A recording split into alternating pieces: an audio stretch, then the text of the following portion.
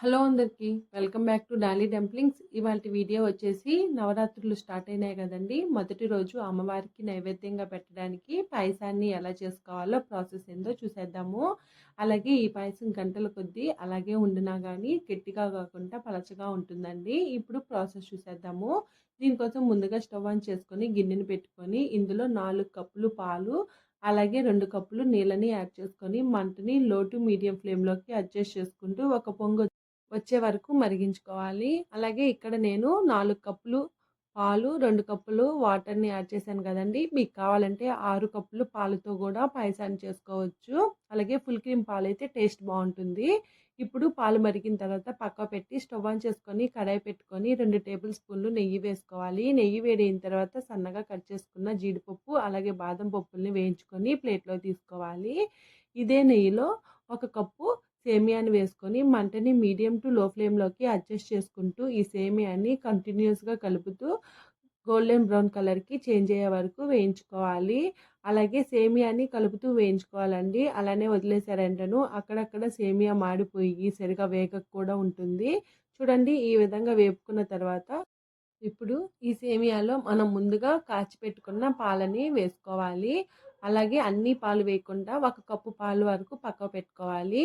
ఇప్పుడు ఈ పాలని సేమియాని ఒకసారి బాగా కలుపుకోవాలి. మంటని మీడియం టు హై ఫ్లేమ్‌లోకి అడ్జస్ట్ చేసుకుంటూ ఈ సేమియాని పాలల్లోనే మెత్తగా ఉడికించుకోవాలండి. అలాగే ఈ పాలని కంటిన్యూయస్‌గా కలుపుతూ ఉండాలి. లేదంటే మీగడ పట్టేస్తుంది. సైడ్స్ ఉన్న మీగడను గూడా తీసుకుంటూ పాలల్లో మిక్స్ చేసుకుంటూ ఈ సేమియాని మెత్తగా ఉడికించుకోవాలి. చూడండి ఇక్కడ సేమియా చేత్తో నొక్కి చూస్తే మెత్తగా అయిపోవాలండి. ఇందులో చక్కెర వేయకముందే సేమియాని మెత్తగా ఉడికించుకోవాలి. చక్కెర వేసామంటే సేమియా ఉడకదండి. ఇప్పుడు ఏ కప్పుతో అయితే సేమియాని తీసుకుంటారో ఆ కప్పుకి ముప్పావు కప్పు గానీ, అరకప్పు గానీ షుగర్‌ని యాడ్ చేసుకొని ఒకసారి బాగా కలుపుకోవాలి. చూడండి ఈ విధంగా షుగర్ మెల్ట్ అయ్యే వరకు కలుపుకోవాలి. స్వీట్ ఎక్కువ తినేవాళ్ళైతే ఒక కప్పు సేమియాకి ఒక కప్పు షుగర్‌ని వేసుకోవచ్చండి. మీడియం స్వీట్ అయితే మాత్రం అరకప్పు సరిపోతుంది.